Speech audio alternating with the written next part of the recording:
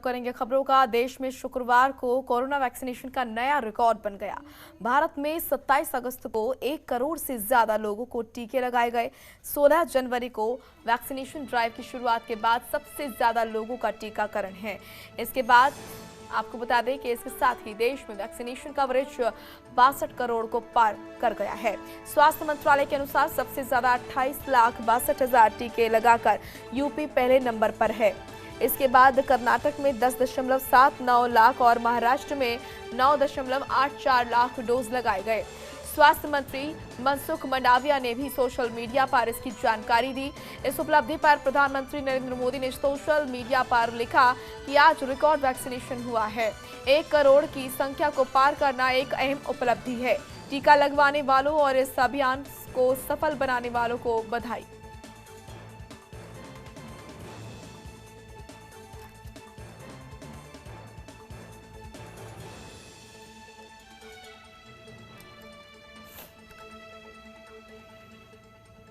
एक और जहां वैक्सीनेशन का नया रिकॉर्ड बन रहा है, वहीं कोरोना वायरस से एक बार फिर बेलगाम होता नजर आ रहा है। लगातार दूसरे दिन आए कोरोना के आंकड़ों ने चौंका दिया है। 24 घंटे में कोरोना के 44,000 से ज्यादा नए केस दर्ज किए गए। इससे पहले बुधवार को 46,000 से ज्यादा केस दर्ज किए गए थे। 2 दिन के आंकड़ों को देखकर ये चर्चा तेज होती जा रही है कि ये तीसरी लहर की आहट तो नहीं। ये रिपोर्ट देखिए।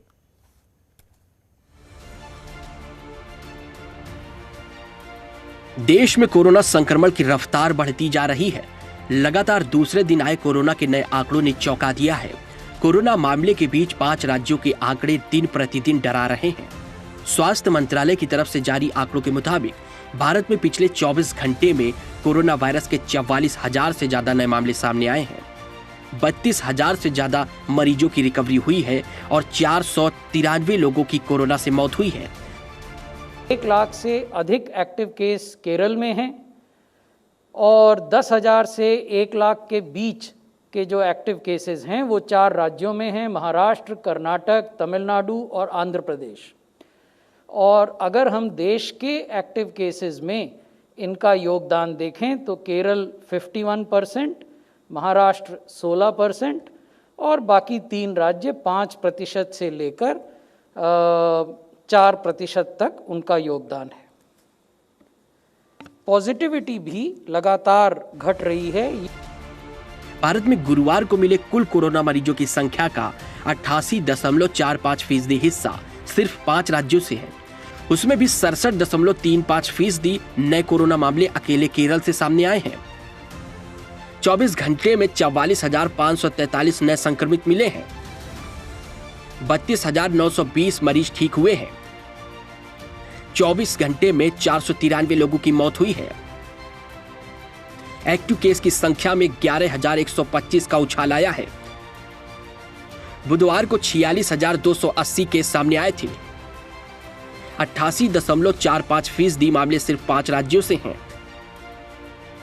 सबसे ज्यादा केस केरल से आ रहे हैं। 67.35% नए कोरोना केस केरल से। केरल में बुधवार को 31,445 केस सामने आए थे। महाराष्ट्र में गुरुवार को 5,108 संक्रमित पाए गए। तमिलनाडु में 1,559 नए केस सामने आए। आंध्र प्रदेश में 1,539 नए केस सामने आए हैं। कर्नाटक में 1,213 नए केस सामने आए हैं। भारत में वर्तमान में रिकवरी रेट बढ़कर 97.6% हो गया है। इन नए आंकड़ों को देखकर तीसरी लहर के संकेत की आशंका जताई जा रही है। केरल और महाराष्ट्र समेत 5 राज्यों के आंकड़े देखकर ये कहना मुश्किल है कि तीसरी लहर की शुरुआत होगी, लेकिन अगर स्थिति को कंट्रोल नहीं किया गया तो दूसरे राज्यों पर इसका असर जरूर पड़ सकता है। हालांकि देश में वैक्सीनेशन अभियान भी जोरों पर चल रहा है, जिससे आने वाली तीसरी लहर से लोगों को बचाया जा सके।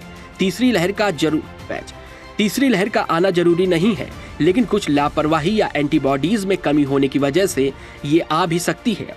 ऐसे में जरूरी है कि कोविड प्रोटोकॉल का पालन किया जाए। Bureau report, Jantantra TV. खबरों के निष्पक्ष विश्लेषण के लिए सब्सक्राइब करें Jantantra TV and press the bell icon. Never miss any update.